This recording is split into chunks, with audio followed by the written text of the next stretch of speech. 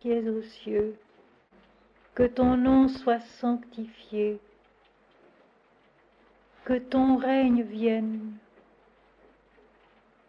que ta volonté soit faite sur la terre comme au ciel. Donne-nous aujourd'hui notre pain quotidien. Pardonne-nous nos fautes comme nous les pardonnons à ceux qui nous ont offensés. Ne nous laisse pas tomber dans la tentation, mais délivre-nous du mal, car c'est à toi qu'appartiennent le règne, la puissance et la gloire au siècle des siècles. Amen. Heureux les mendiants de l'esprit, car le royaume des cieux est à eux. Heureux les affligés, car ils seront consolés. Heureux les bons, car ils hériteront la terre. Heureux les miséricordieux, car ils obtiendront miséricorde. Heureux ceux qui ont faim et soif de la justice, car ils seront rassasiés. Heureux ceux qui procurent la paix, car ils seront appelés fils de Dieu. Heureux ceux qui ont le cœur pur, car ils verront Dieu.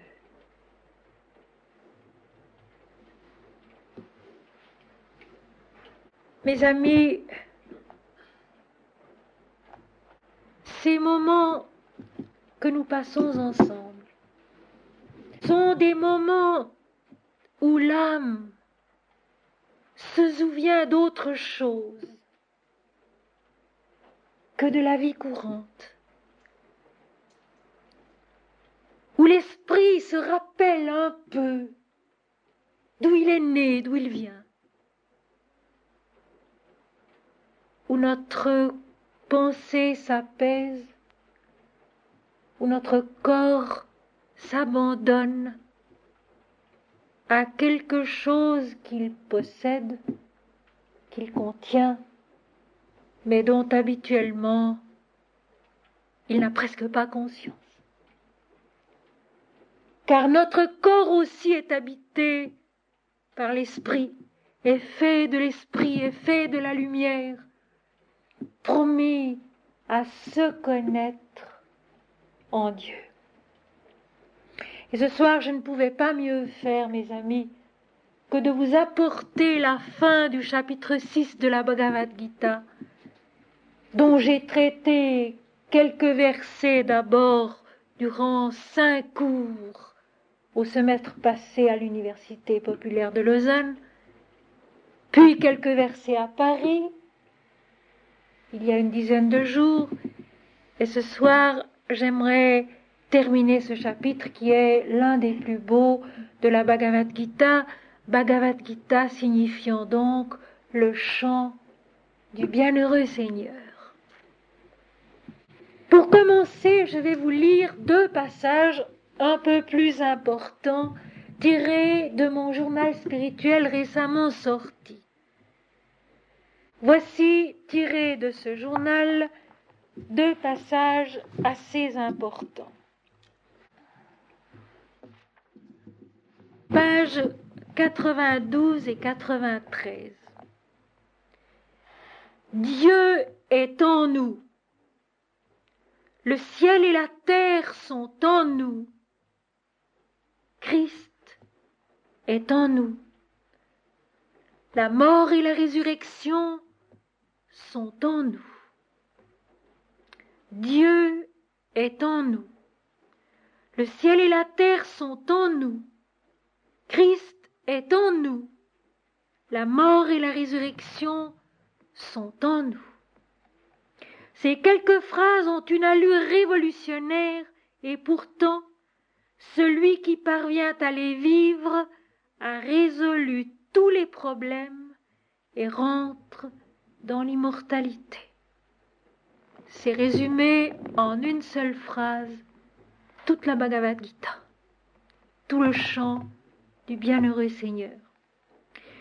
Tant qu'il recherche le salut et l'éternité à l'extérieur de lui-même, l'homme s'égare dans les difficultés sans nombre. Mais quand il se recueille et contemple au fond de soi l'amour et la perfection du divin qui l'habite, il trouve l'infini et la sérénité. La vie qui nous a été donnée est parfaite et totale. Et chaque fois que la conscience s'élève vers la vision spirituelle, elle l'appréhende ainsi. Dans les âges terrestres où la spiritualité est très grande, nombreux sont les hommes dont la conscience saisit la perfection de l'existence et en exprime la félicité.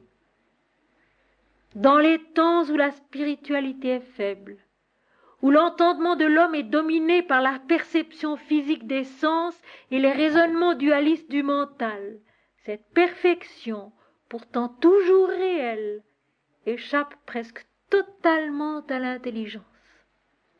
C'est le règne de l'angoisse et de la mort, générateur de toutes les folies. Le monde est semblable à un enfant qui cherche en appelant son père dans la nuit. La voix qui lui répond est si lointaine, étouffée par le vacarme intérieur, qu'elle lui parvient à peine. Il perd conscience de sa joie et de sa sécurité pour se débattre et mourir dans l'obsession de sa crainte. Pour comprendre l'esprit de Dieu, la mentalité humaine doit se défaire de la notion de préférence qui est étrangère à la conscience spirituelle. Pour comprendre l'esprit de Dieu, la mentalité humaine doit se défaire de la notion de préférence qui est étrangère à la conscience spirituelle. Toute conscience élevée par Dieu à la vision spirituelle est divinement élue, c'est-à-dire capable de recevoir une révélation directe qu'elle pourra ensuite transmettre aux hommes de la part du Seigneur. Elle accède à un état d'intimité divine, lui permettant de recueillir de façon précise les lois de la vérité destinées à inspirer le comportement des hommes. Exemple, Moïse et les tables de la loi. Si par la suite cette conscience, qui peut être celle d'un individu, celle d'un peuple ou des deux à la fois, par manque de persévérance dans la piété, redescend à un niveau de vision plus grossier, plus divisé, moins spirituel, elle est infidèle et le châtiment qui l'attend automatiquement est le retour à l'ignorance et à la nuit où il y a des pleurs et des grincements de dents, dit Jésus. La Bible est un yoga, un chemin qui conduit l'âme incarnée vers son accomplissement dans l'absolu. Une telle compréhension des textes sacrés ne va pas à l'encontre des récentes découvertes scientifiques ni des conquêtes modernes de la psychologie, au contraire. Elle les englobe, les précise et les éclaire dans le rayonnement de sa conscience universelle et unique. La réforme de notre temps est que la foi doit devenir une illumination progressive de la conscience, une lucidité vraie de l'intelligence et non plus l'acceptation passive des dogmes, si beaux soient-ils. Aux mystères impénétrables de l'au-delà doit succéder la vision intérieure consciente de ce qui est. C'est le chemin que suivent les sciences et la psychologie. C'est celui où doit s'engager l'Église, une exploration minutieusement scientifique de la foi. La vie mystique est une science rigoureusement exacte, dont les jalons sont clairement posés dans les textes sacrés et dans l'existence de ceux qui consacrent leur force à la connaître. Le monde est un seul être et une seule âme, dont Dieu est le centre. Qui possède le centre possède le tout, car le centre est l'existence absolue, qui est connaissance et béatitude, création infinie, immortalité parfaite. Jésus-Christ est le Fils unique, l'incarnation unique, en laquelle nous sommes tous conçus de la lumière unique, de l'amour et de la vérité unique. Il est le chemin de la vie et le chemin de la connaissance de Dieu. En lui, nous vivons ici-bas. En lui, nous sommes éternels. Le mariage mystique de l'âme avec son Seigneur, dont parle sainte Thérèse d'Avila dans les 7 demeures du château de l'âme, est la fusion consciente retrouvée dans l'unique être divin. L'amour et l'holocauste de saint François d'Assise sont un autre aspect de la même victoire mystique sur l'illusion du monde considéré comme séparé de Dieu. Il n'y a pas de plus grand ou de moins grand, de meilleur ou de pire. Il n'y a qu'un seul être et une seule perfection auquel nous appartenons totalement.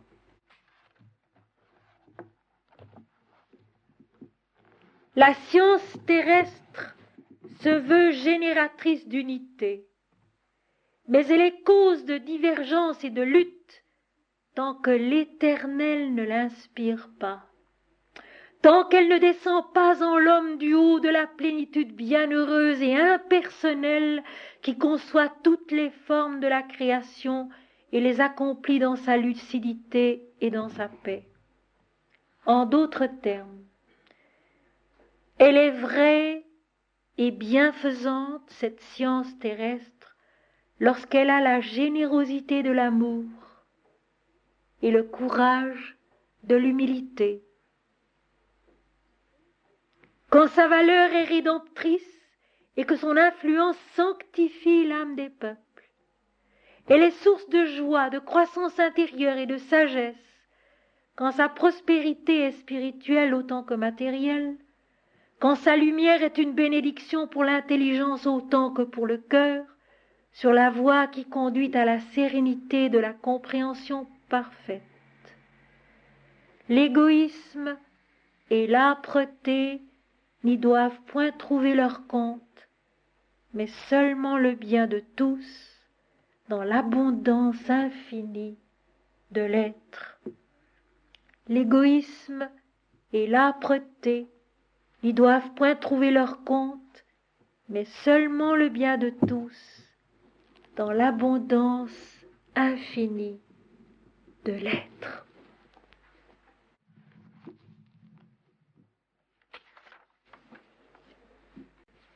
Je prends sans préambule la suite du chapitre 6 de la Bhagavad Gita, qui est donc le chant du bienheureux Seigneur,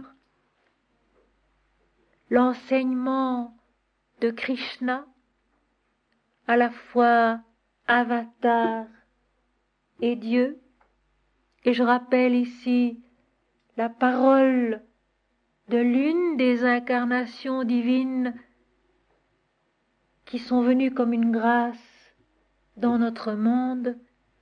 Le Fils de Dieu est un seul et toujours le même, sous tous les noms que Dieu se donne dans l'humanité pour se faire connaître, pour se faire aimer. Krishna, incarnation du divin, incarnation parfaite du divin, est l'instructeur intérieur, la voix qui, du dedans de nous, nous instruit de ce que nous avons à faire dans le combat qu'est notre existence intérieure, plus encore que notre existence extérieure. Nous sommes des êtres agités. Nous sommes des êtres surchargés. Nous sommes des êtres dont les jours et presque les nuits aussi sont remplis de toutes sortes d'activités, et quand ce ne sont pas les activités, ce sont les pensées. Nous n'avons jamais de répit, de repos. Et ceci engendre en nous des combats intérieurs qui sont bien plus grands encore.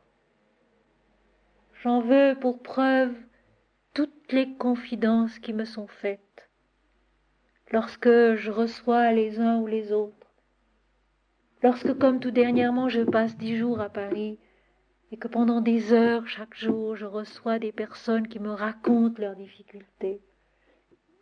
L'homme intérieur est plus agité encore que l'homme extérieur. L'homme intérieur est encore plus en lutte avec lui-même qu'il ne l'est avec l'extérieur. Et c'est l'homme intérieur qu'il faut apaiser pour que l'homme extérieur, pour que les peuples puissent enfin eux aussi vivre la paix. Vivre la paix ne veut pas dire vivre dans la passivité, dans l'immobilité, dans l'inaction. Vivre la paix, c'est vivre l'existence,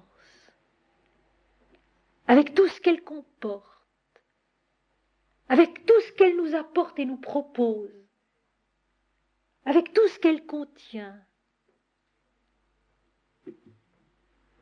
en la dominant, mais aussi en l'enveloppant de lumière, de compréhension, d'amour qui viennent en nous du haut de l'esprit. Et je rappelle ici une chose que j'ai répétée à quelqu'un qui s'était tellement fourvoyé depuis des années. L'esprit libère, il ne nous lie pas. L'esprit nous épanouit de nous-mêmes à nous-mêmes, dans l'unité, et non pas d'une dualité inférieure à une dualité plus puissante et plus dangereuse, qui nous épuise. La différence est là, et il faut en prendre conscience. Le maître intérieur, le maître divin, Krishna en nous, qui est Christ en nous, nous instruit de l'intérieur, du fond de notre véritable nature totale qui est Dieu. Et par conséquent, il nous enfante à notre nature totale qui est Dieu.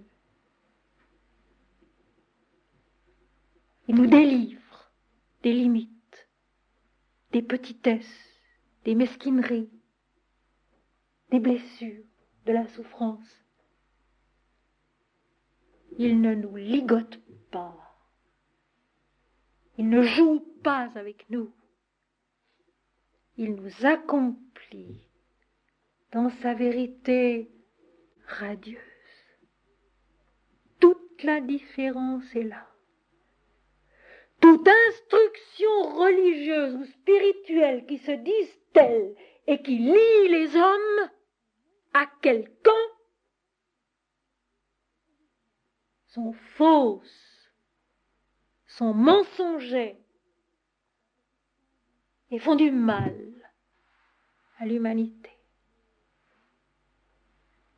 La véritable instruction divine, c'est Dieu en chacun et en tous, totalement, pleinement, et chacun selon son visage particulier, avec l'amour dont il est capable, avec l'intelligence dont il est capable et qui va grandir en Dieu. D'un bout à l'autre de la Bhagavad Gita, l'intelligence du disciple Arjuna grandit. D'un bout à l'autre de la Bible, comprise spirituellement, l'âme de l'homme grandit. et s'accomplit dans la plénitude de la lumière de la fin de l'Apocalypse, qui est la révélation de Dieu en l'homme et pas autre chose.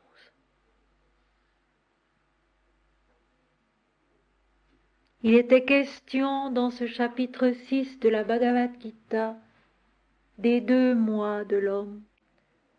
En réalité, il y a beaucoup de mois de l'homme.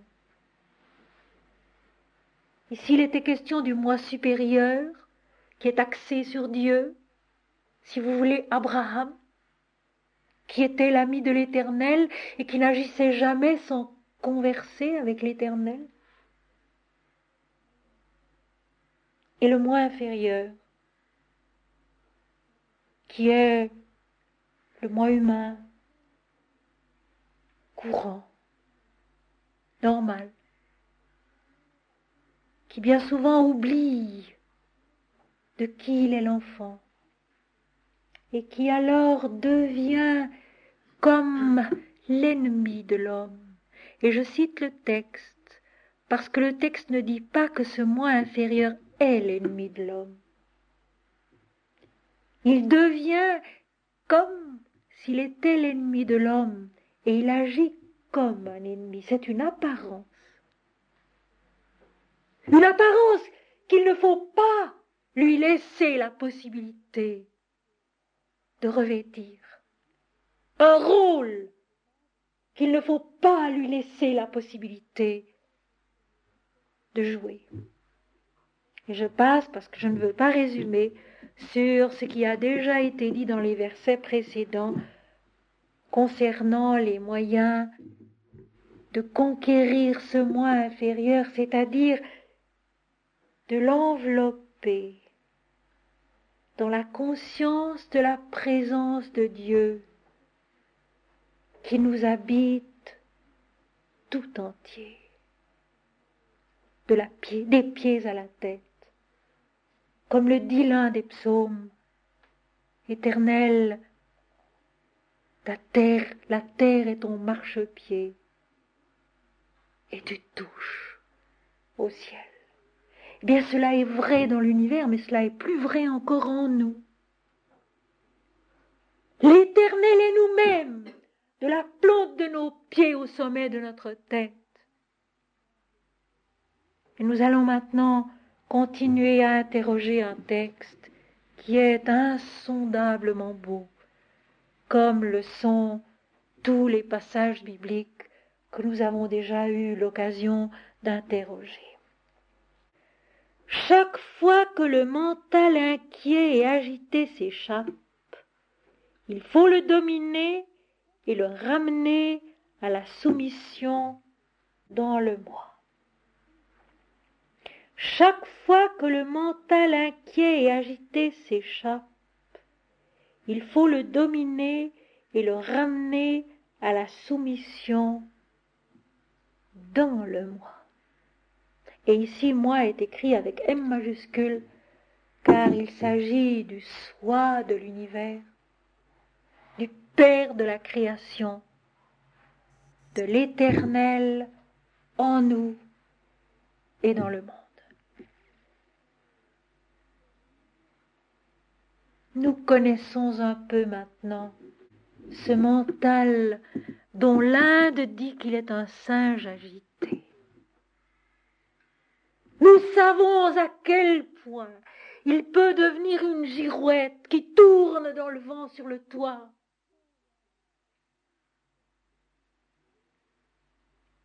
Et que nous ne parvenons pas à arrêter. Que nous ne parvenons pas à apaiser. Qui continue à tourner pendant un bon moment encore, même quand le vent a cessé. Qui au moindre souffle qui passe s'émeut à nouveau. Ce mental qui nous dit tant de mensonges sur nous-mêmes et sur toutes choses, même quand il n'y paraît pas. Et je pense ici à l'expérience de Sri Aurobindo, le grand maître de l'Inde, disons très à la mode de notre temps, et dont on oublie au fond l'essentiel.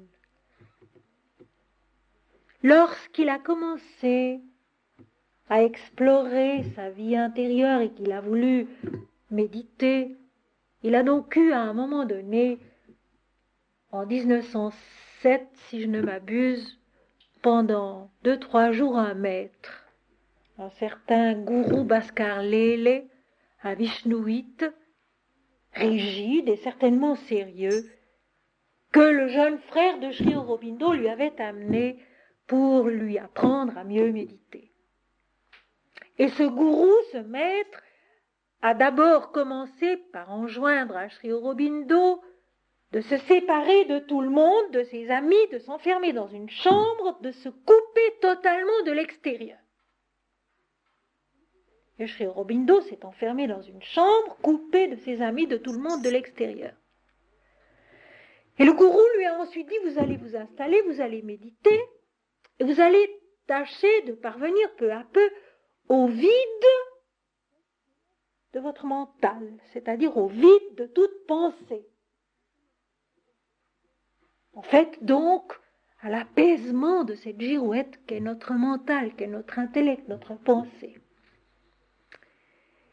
Et pour cela, vous allez vous imaginer que les pensées viennent en vous de l'extérieur et veulent entrer dans votre conscience mentale. Ne les laissez pas entrer, chassez-les. Et puis, au bout d'un certain nombre de mois ou d'années, vous parviendrez au vide de votre mental. Et en disciple obéissant, Sri Aurobindo s'installe dans sa cellule, se met à méditer, s'aperçoit en effet que les pensées viennent à lui de l'extérieur, les rejette, et il ajoute dans ses notes autobiographiques, en 3 jours, plutôt en 1, j'étais parvenu au silence éternel. Ce qui n'est pas du tout le vide que voulait son gourou. Conséquence, le gourou s'est affolé. Et l'a cru possédé d'un démon. Ils se sont quittés, mais le gourou, qui était un gourou sincère et austère et sérieux, a quand même donné à Sri Aurobindo un conseil que Sri Aurobindo a précieusement gardé et suivi. Désormais, lui dit-il, obéissez avec autant de conscience et de sérieux à votre maître intérieur que vous l'avez fait à moi. Il avait donc quand même compris quelque chose. Sri Aurobindo, en 3 jours, plutôt en 1, était entré dans le silence éternel. Il avait conquis la substance même de sa conscience, qui est la substance même de notre conscience. Faite de ce silence étincelant, vivant, tout connaissant et capable de toute création de soi, de toute manifestation de soi. Eh bien, je pense que ceux qui parviennent ainsi en 3 jours, plutôt en 1, au silence éternel ne sont pas nombreux. Mais l'important, c'est de nous mettre en route dans cette direction. Et je vous le dis parce que dans les nombreuses techniques du yoga, qui n'ont plus rien à voir avec le vrai sens du yoga, qu'on enseigne et dont on parle partout aujourd'hui en Occident et même en Orient, on préconisera toujours ce fameux vide auquel il faut arriver. Alors que ce n'est pas cela le but de la vraie méditation. Nous l'avons vu, quand la Bhagavad Gita parle de yoga, elle entend par là l'union avec Dieu. Yoga, je l'ai expliqué souvent, a une racine commune avec le verbe latin jungere, qui veut dire joindre, lier, unir ensemble. Le yoga, c'est donc l'union du fini avec l'infini, du temporel avec l'éternel, de l'homme avec Dieu. Et c'est le sens employé dans la Bhagavad Gita, l'union avec Dieu. Et c'est aussi le vrai sens, mes amis, du mot religion. La religion n'est pas un ensemble de dogmes à croire, à admettre et à retenir. La religion, c'est l'union avec Dieu. Parce que religion vient du verbe latin religare, qui veut dire lui aussi joindre, unir, lier ensemble. Par conséquent, une religion qui s'oppose à une autre religion, c'est un non-sens parfait.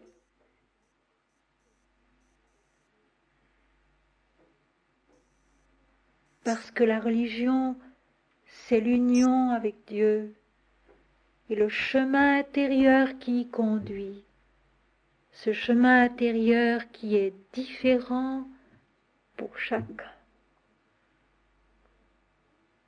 Swami Vivekananda, le grand disciple de Sri Ramakrishna, l'a dit, il y a autant de yoga qu'il y a d'hommes.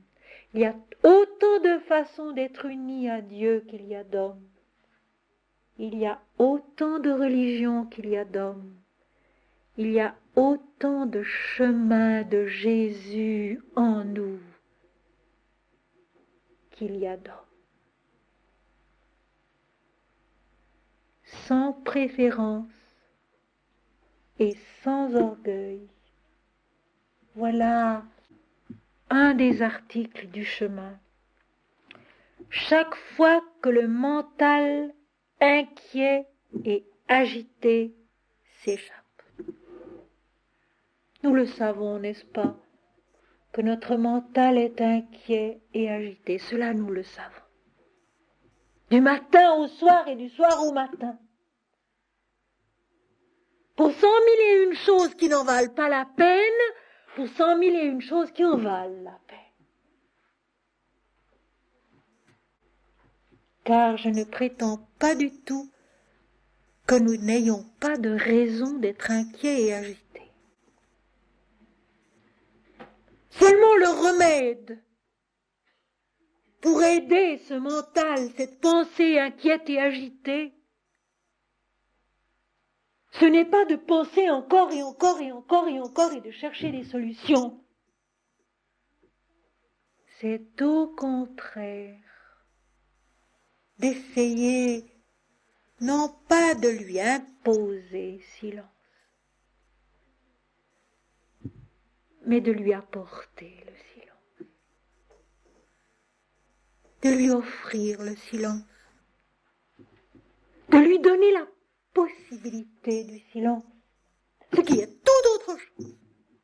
Et c'est à cela, mes amis, que devraient servir les églises. Ces églises où on bavarde, ces églises où maintenant on fait des échanges, où le mental règne en roi. Les églises autrefois, elles nous offraient ce silence. C'était bon d'entrer dans un sanctuaire.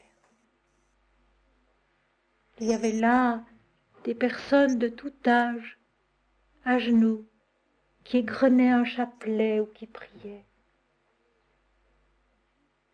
Et j'ai vu, moi, au Valais, dans des chapelles reculées au fond des vallées, de tout jeunes hommes forts, des guides,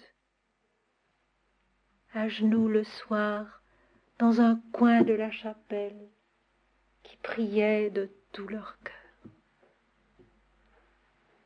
C'est ça le rôle des sanctuaires. C'est pas ce qu'on en fait maintenant, des sortes de salles de spectacle. Le rôle du sanctuaire, c'est d'apporter cette possibilité de recueillement. Cette offrande sacrée du silence qui permet à notre mental de s'abreuver là et de se taire à son tour. Chaque fois que notre mental inquiet et agité s'échappe, mais oui, il s'échappe. Il s'échappe de quoi? Du contrôle de Dieu qui existe en nous. Car il y a au fond de nous-mêmes, tout au fond, même quand nous en avons très peu conscience, quelque chose qui sait, quelque chose qui est immuable, quelque chose qui fait,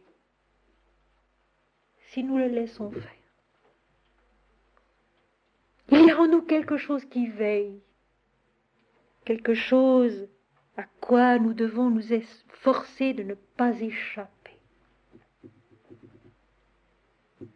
qui ne nous tient pas en laisse, pas du tout, qui sait que nous devons venir à lui avec amour, avec joie, en nous donnant à lui. Et cette soumission qu'il demande est en réalité un retour chez soi. Un retour dans notre vraie patrie, qui est Dieu, le ramener à la soumission dans le moi. Le ramener à la soumission dans le moi. Le dominer. Eh bien, ce dominer me rappelle une autre domination dont il est question tout au début de la Bible. Au premier chapitre de la Genèse, quand l'Éternel Dieu créa l'homme et la femme à son image, et qu'il leur dit « Allez, multipliez-vous et dominez sur toute ma création ». C'est de cette même domination-là qu'il s'agit. Et qui n'est pas du tout une domination pour le bon plaisir du moi individuel, du petit moi, de l'homme. Une domination par l'intelligence et l'amour. Une domination par l'intelligence et l'amour. Notre moi inférieur, notre petit moi, est le plus faible. Il faut le traiter comme un petit enfant avec beaucoup de douceur, le prendre par la main et le conduire vers la compréhension de ce qui est plus grand que lui, de ce qui est plus beau que lui, de ce qui est plus vrai que lui. Et mes amis, si nous le voulons bien, tout nous y aide. Tout. La nature qui nous entoure et qui est belle sous tous ses aspects. Aussi bien dans un jour aride et froid et gelé d'hiver, dans la nudité, le dépouillement, que dans la splendeur de l'été ou l'explosion du printemps. La nature qui est belle dans l'orage, dans le vent, comme dans le silence d'une nuit de pleine lune, comme dans la sérénité d'un matin bleu. La nature nous aide tout entière, un lever de soleil, un coucher de soleil, un midi, un 4 heures. Toutes les couleurs d'un lac, toutes les ombres d'une montagne. Tout, si nous le voulons bien, nous permet cette domination du moi intérieur, du moi inférieur, qui est Dieu et qui ne le sait pas. se laisser prendre à l'émotion de la beauté, se laisser dominer par la présence de la grandeur d'un soir par exemple. Un soir dans la campagne ou même un soir en pleine ville comme à Paris. Se laisser dominer par la grandeur d'un soir, par l'intensité d'une nuit, par la violence d'une journée. Et se souvenir que tout cela est aussi bien en nous qu'autour de nous, et que l'immensité nous habite, et que nous sommes les fils du Dieu, le vivant. Et ici je vais vous citer l'évangile selon Thomas, le 5e évangile récemment trouvé. Quand vous vous connaissez, alors vous êtes connus, et c'est vous, les fils du Père le vivant. Et c'est une parole de Jésus, celle-là, qui nous est rapportée diversement, mais elle est extraordinairement puissante. Quand vous vous connaissez, alors vous êtes connus. Et c'est vous, les fils du Père le vivant. Nous sommes tous les fils du Père en Jésus, qui est nous-mêmes.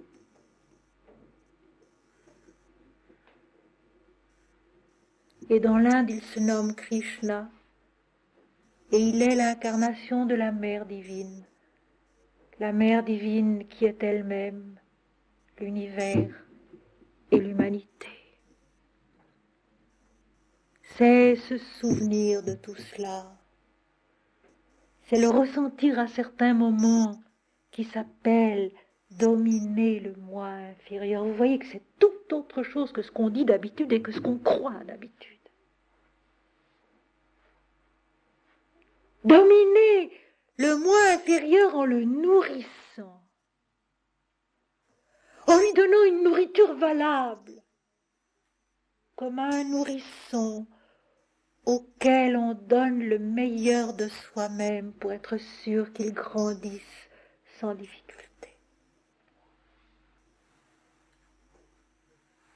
Nourrir notre moi inférieur de la splendeur de Dieu, qui est partout et qui est en nous, et le ramener à la soumission dans le moi. Et au mot soumission, j'enlève de nouveau toute idée de despotisme, toute idée de contrainte. C'est une soumission dans la liberté. C'est un épanouissement dans la joie. Parce qu'être soumis dans le moi, c'est être soumis en Dieu. C'est être habité par Dieu et en même temps soi-même habité en Dieu. Parce que les deux choses sont là, identiques, pareillement vraies. Être soumis dans le moi, c'est être habité par Dieu et en même temps habité en Dieu qui est nous-mêmes et qui est tout. Ne croyez-vous pas, mes amis,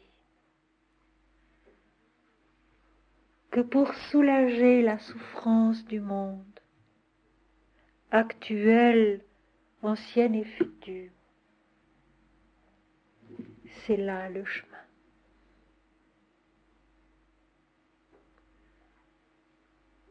S'efforcer de vivre cela pas à pas. S'efforcer d'être cela pas à pas.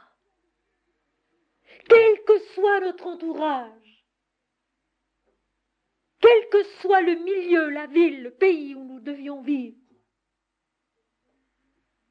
quelle que soit l'étiquette de la religion que nous portions.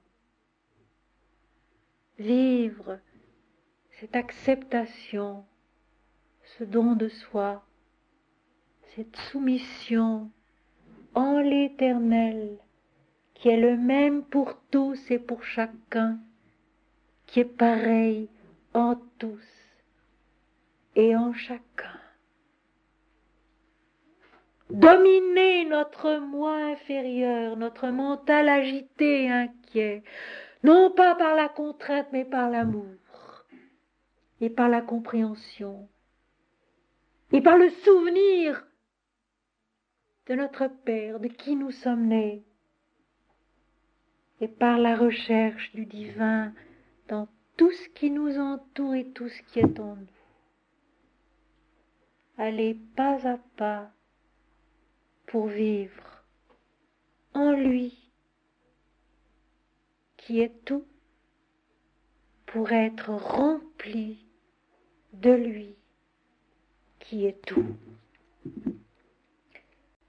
Quand le mental est entièrement calmé, alors descend sur le yogin, suprême sans tache, sans passion, la béatitude de l'âme qui est devenue le Brahman, c'est-à-dire l'Éternel.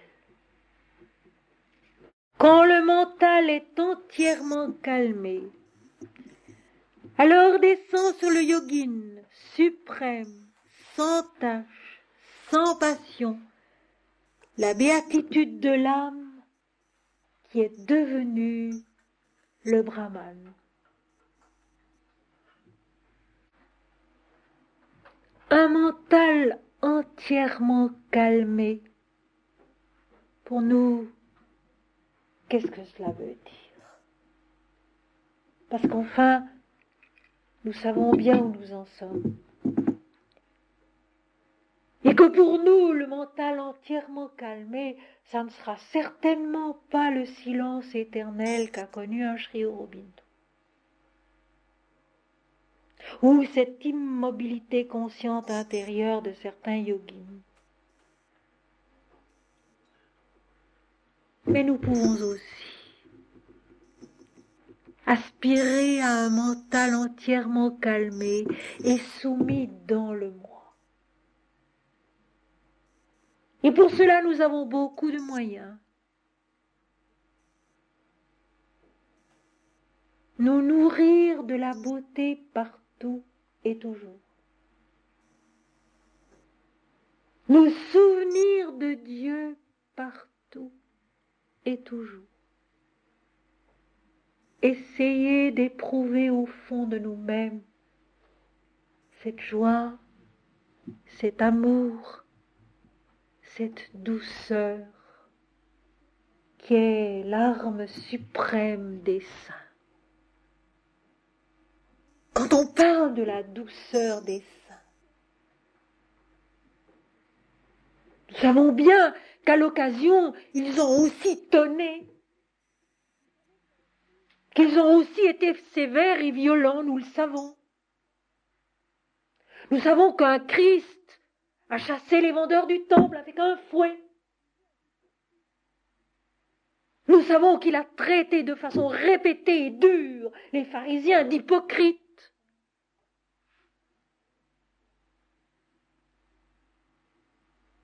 Et pourtant, c'est vrai que la douceur, c'est l'attribut de la perfection, de la sainteté. La douceur, je dirais, c'est la sérénité parfaite d'une âme, d'une intelligence, d'une conscience qui est tellement détachée de l'aspect individuel des choses et des événements qu'elle ne s'émeut plus que pour Dieu. C'est cela. Un mental calmé, c'est un mental pour qui les choses de la vie qu'il faut faire et qu'on fait avec amour et avec intelligence et avec soin n'ont pas d'autre saveur que Dieu. Les rapports avec les êtres, qu'ils soient agréables ou désagréables, faciles ou difficiles, n'ont pas d'autre valeur que Dieu. Les efforts à fournir d'un bout à l'autre des journées et parfois des nuits quand elles sont mauvaises, n'a pas d'autre réalité que Dieu. Dieu est Dieu seul, notre Père qui es aux cieux, que ton nom soit sanctifié, que ton règne vienne, que ta volonté soit faite sur la terre comme au ciel, c'est-à-dire sur tous les plans de la conscience et de la vie. Notre Père qui es aux cieux, Jésus-Christ aussi nous a centrés là, et pas sur nous-mêmes, et pas sur nos petits problèmes, mais là. Le Père qui est dans les cieux et ce ciel qui est en nous. Le mental entièrement calmé. C'est un mental dans lequel coule comme un filet d'huile qui passe d'un vase dans un autre le souvenir ininterrompu de Dieu et Dieu seul. Mon Seigneur et mon Dieu, mon Seigneur et mon Dieu, notre Père qui es aux cieux, Hare Krishna, ou Om Shri Ram, ou Shri Shri Ma. Et cela nous pouvons le faire. Cela c'est à notre portée. D'essayer de nourrir notre mental inquiet et agité par cette saveur des choses qui est Dieu, par cette beauté des choses qui est Dieu, par cette authenticité de la vie qui est Dieu, qui fait qu'à certains moments donnés, on peut s'arrêter au beau milieu d'une chambre et dire malgré soi, mais Dieu est plus réel que nous-mêmes, plus réel que ce qui nous entoure, plus réel que ce que voient nos yeux, Dieu est. Et alors nous savons, et nous le savons pour toujours, que l'invisible est plus réel que le visible. Que Dieu en nous est immortel et plus vrai que notre vie, que toutes les vies qui passent. Quand le mental est entièrement calmé, c'est-à-dire qu'il est entièrement comblé par le souvenir de Dieu seul qui est la lumière éternelle, alors descend sur le yogi. On dit toujours descendre. Et dans mon journal spirituel, moi aussi, j'ai toujours dit descendre. Mais je précise pourtant une ou deux fois qu'il ne s'agit ni d'une descente ni d'une montée, qu'il n'y a pas de direction, que c'est du fond de nous-mêmes que surgit ce qui a toujours été présent en nous, mais que nous ne connaissions pas, que surgit suprême, sans tâche, sans passion, la béatitude de l'âme qui est devenue le Brahman. Et vous voyez que le texte lui-même, au fond, s'embrouille, parce que les mots ne peuvent pas dire ces choses-là. En même temps, nous avons l'impression que cela descend sur nous d'une façon suprême, de très loin, de très haut, et en même temps, c'est l'âme qui est devenue le Brahman. Donc ça se passe en nous. Cela vient de l'infini. Et nous sommes l'infini. Cela vient de l'infini. Et nous sommes l'infini. Suprême, sans tache, sans passion, c'est-à-dire ici sans souffrance, sans mouvement égoïste quel qu'il soit.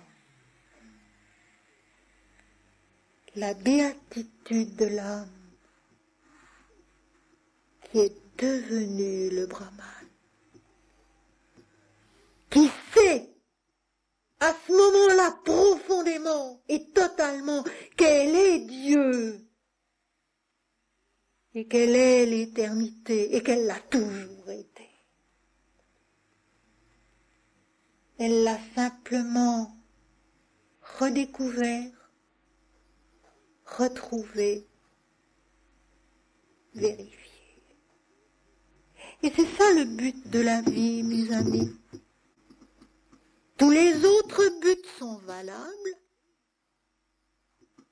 mais ils sont temporaires. Ils viennent, ils nous sont accordés, ils passent. Il en vient d'autres qui passent à leur tour. Le vrai but de la vie, c'est de se connaître en Dieu, la béatitude de l'âme qui est devenue le Brahman, l'Éternel. Ainsi libéré de la souillure et de la passion et se mettant constamment en yoga, le yogin aisément et joyeusement jouit du contact du Brahman qui est une béatitude extrême. Et vous savez, c'est merveilleux. Quand on a réussi à se débarrasser, pour moi il y a tant d'années que je me penche sur ces textes et sur la Bible, que ce travail est fait, qu'il y a un immense recul vis-à-vis de certains mots qui n'ont plus du tout la couleur qu'ils avaient autrefois pour moi aussi. Par exemple le mot souillure. C'est simplement une ombre. L'ombre que notre moi individuel, ignorant, encore assez obscur, jette sur la béatitude lumineuse et sans tache de l'âme qui est devenue le Brahman. Il ne s'agit pas d'une horreur. Et au fond, dans la vie matérielle non plus, mes amis.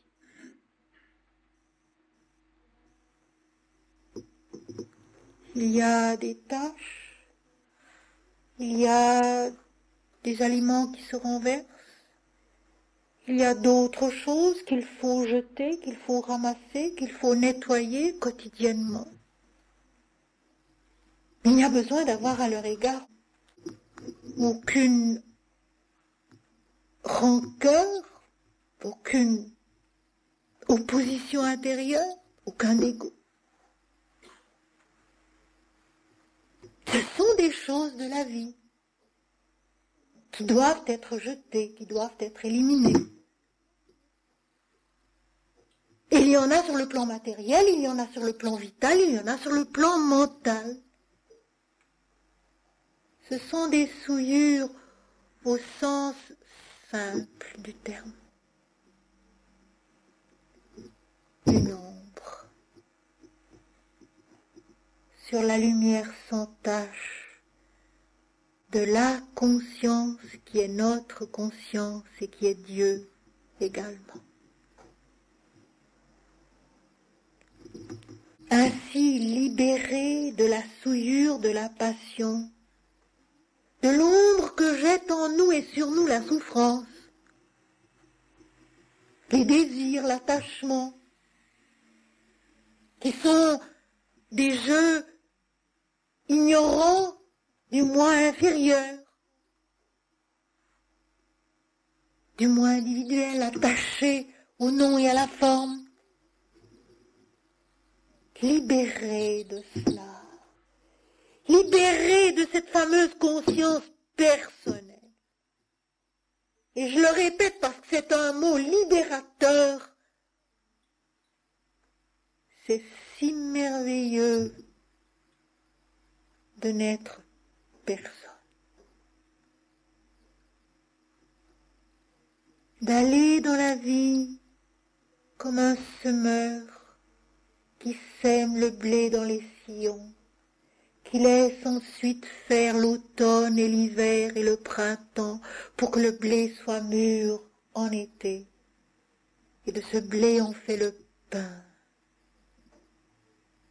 Et il est peut-être intéressant de rappeler ici que Bethléem veut dire la maison du pain. Et de ce blé on fait le pain. Le pain qui nourrit le corps et l'âme. Parce que dans le blé, il y a Dieu, dans la semence, il y a Dieu, dans la terre, il y a Dieu, dans la pluie, il y a Dieu. Dans le pain, il y a Dieu. Dans les mains qui façonnent le pain, il y a Dieu. Tout est Dieu. Alors la seule souillure, c'est cette ombre du moi individuel qui se projette sur la béatitude suprême et sans tache de l'âme qui est elle-même l'éternel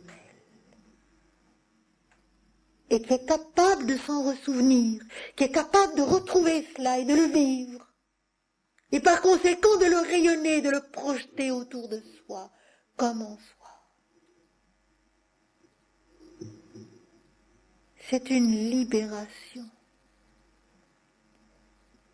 Libération du poids de ce fameux moi-je. Mais moi-je. Ça, ce sont trois mots que j'entends 10 000 fois par an.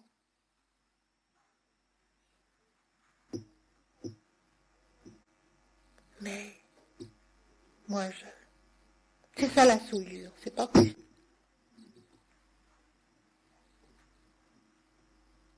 Cette ombre que nous projetons de nous-mêmes sur l'infini, alors que nous sommes l'infini, nous sommes la toute lumière. Libérés de cette centralisation sur notre personne, se mettant constamment en yoga. Se mettre en yoga, mes amis, c'est vivre l'union de notre conscience avec Dieu. Moi et le Père, nous sommes un. Et Jésus n'a pas dit cela pour faire connaître sa grandeur. Jésus a dit cela pour que ce soit en nous le chemin et le but du chemin. N'oublions pas. Jésus est l'incarnation de l'amour. Jésus n'a rien fait, n'a rien dit ici-bas qui ne soit pour nous aider à vivre ce chemin qu'il a vécu devant nous, pour nous révéler que ce chemin est en nous. Et quand Jésus dit « Je suis le chemin », il l'est en nous. Et quand Jésus dit « Moi et le Père, nous sommes un », il l'est en nous.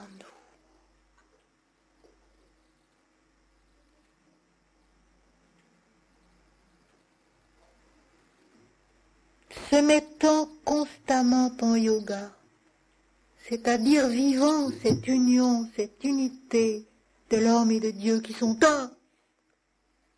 Le yogin aisément et joyeusement.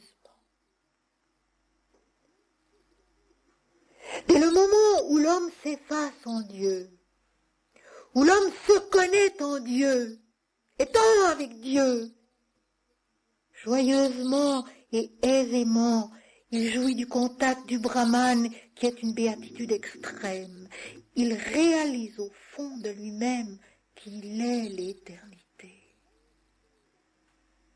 qu'il est l'infini.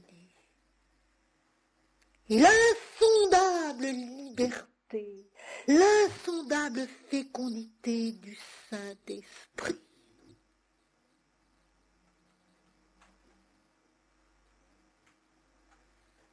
L'homme est tout cela, même s'il ne le sait pas, même s'il ne le sait plus. Et ce qui est merveilleux, c'est qu'il lui est toujours possible de se mettre à la recherche de cela qui est sa vérité et de la retrouver. Il n'y a jamais d'interdit définitif. Il y a des lenteurs, des difficultés, des retards, des chutes, des rechutes, tout ce que vous voudrez. Mais c'est toujours possible à partir de n'importe quel point de la vie, à partir de n'importe quel état humain, à partir de n'importe quel niveau de la conscience, c'est toujours possible. Et le chemin n'est ni long ni court, il est.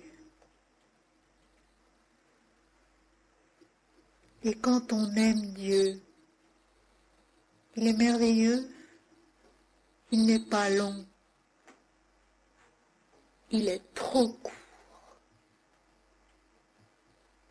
Parce que la grâce de Dieu qui se donne à une humanité pour se faire connaître est tellement immense et merveilleuse que d'en suivre le chemin est inépuisablement merveilleux. L'homme de qui le moi est en yoga, qui voit le moi en tous les êtres et tous les êtres dans le moi, voit partout d'une égale vision. Celui qui me voit partout et voit tout en moi, pour lui je ne suis jamais perdu, de même qu'il n'est jamais perdu pour moi. Quelques versets suffisent pour remplir une soirée. Je m'en vais m'arrêter encore à ces deux derniers avant que nous passions à la méditation, et je vous en aurai traité 5, c'est tout. Mais ils sont insondables comme l'esprit qui les a dictés. L'homme de qui le moi est en yoga, l'homme qui vit son union avec Dieu pas à pas. Et mes amis, il n'y a pas du tout besoin d'être un yogin exceptionnel pour cela. Je connais des gens tout simples, sans culture, qui probablement ne comprendraient pas un mot à ce que je vous lis et vous explique ce soir, mais qui le vivent avec ce qu'ils sont, comme ils sont, sans jamais une revendication, sans jamais une plainte,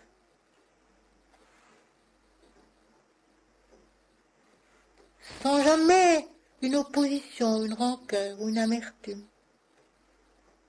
qui font leur travail humble, jour après jour, avec précision, avec art, avec beauté, même si ce sont des travaux tout simples, et qui ont une façon chantante de marcher, et qui ont une façon chantante de parler, de sourire, d'accueillir aussi les contretemps, sans un mot, sans une protestation, sans une plainte. C'est la vie. C'est la vie. Et avec cela, ils ont tout dit. Et quand ils ont dit c'est la vie, ils ont dit c'est Dieu. Parce que la vie, c'est Dieu. L'homme de qui le moi est en yoga. L'homme qui se souvient de Dieu pas à pas. Qui chante Dieu pas à pas. Qui aime Dieu pas à pas, sans aucune chose spectaculaire. Sans suivre une ascèse exceptionnelle. Sans se vouer à des exercices compliqués. Mais qui vit Dieu et qui lui donne chaque journée. Seigneur, ce n'est pas moi qui vais vivre cette journée, c'est toi. Et qu'elle soit facile ou difficile, agréable ou désagréable, c'est toi qui la vivras. Et c'est toi qui la vivras parfaitement. Même quand on est malade, c'est possible. Même quand on est très contrarié, c'est possible. Quand tout va mal, se laisser aller, en se rappelant que c'est Dieu qui est, c'est Dieu qui sait, c'est Dieu qui fait. C'est parce que nous nous regimbons que nous souffrons tant. L'homme dont le moi est en yoga, en union avec Dieu, en union donc avec l'infini, avec la toute lumière, avec la splendeur de l'éternité, qui voit le moi dans tous les êtres, et tous les êtres dans le moi, parce qu'il est lui-même habité par Dieu, et qu'il habite en Dieu. Il est donc chez soi. Et quand on a vraiment un chez soi, on sait que c'est l'endroit où on se sent le mieux.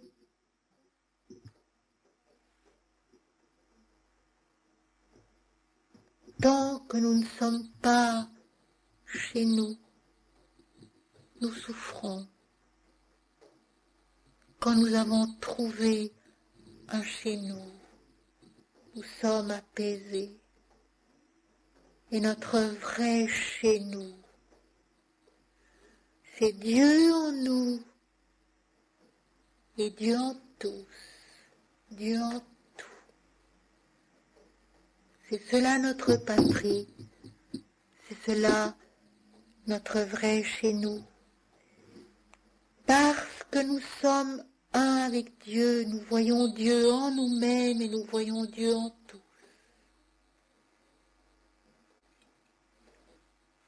Il voit partout d'une égale vision. Il n'y a plus de raison pour lui de monter et descendre, d'être fou de joie ou déprimé. Il voit d'une façon égale et sereine, en toutes choses et en chacun et en chaque moment, Dieu et Dieu seul.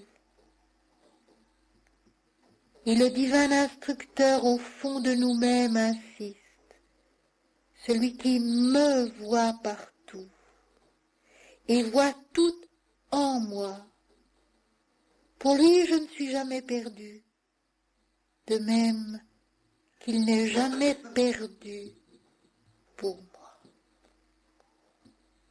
Et je pense à cette grâce toute spéciale qu'avait connue Swami Ramdas, le merveilleux Swami, amoureux de Dieu, amoureux de Ram, qui a vécu durant notre siècle et est mort en 1963, et qui, à un moment donné de son évolution intérieure, de sa progression dans la lumière en Dieu, avait compris que le Seigneur Ram lui disait qu'il serait toujours avec lui. Je serai toujours avec toi. Comme l'Éternel l'avait promis à Jacob, comme il l'avait promis à Abraham, comme en réalité il nous le promet à tous et à chacun. Je serai toujours avec toi. Pour celui qui le voit en lui-même et partout. Dieu n'est jamais perdu.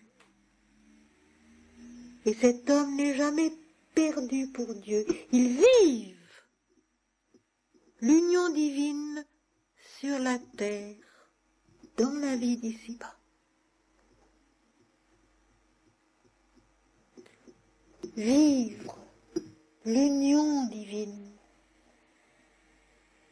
la certitude et la sécurité de l'union divine ici-bas, ne veut pas dire au de loin pas être désormais libéré, délivré de toute difficulté. Bien souvent, au contraire. Plus l'homme est, plus il lui est demandé. Plus l'homme possède, plus il est exigé de lui un grand effort. Mais il avance avec la paix d'une certitude profonde, d'une joie insondable, aisément et joyeusement, parce qu'il sait, parce qu'il sent, parce qu'il éprouve à chaque pas que Dieu l'habite et qu'il habite en Dieu, sans que jamais ces deux aspects de la même vérité puissent se perdre l'un l'autre. Je termine par ce mot si beau d'un hymne védique, dédié à Surya, le dieu soleil, l'illuminateur de la vie et de l'âme. Des deux côtés, ô Surya, tu entoures la nuit. C'est la lumière qui enveloppe la nuit, et non pas la nuit qui limite la lumière, rappelons-nous de ça. Nous pouvons être dans l'obscurité la plus profonde. Au bout de cette obscurité, il y a la lumière, il y a Dieu, toujours. La sortie de la nuit est dans la lumière. Celui qui me voit partout et voit tout en moi, pour lui je ne suis jamais perdu, de même qu'il n'est jamais perdu pour moi.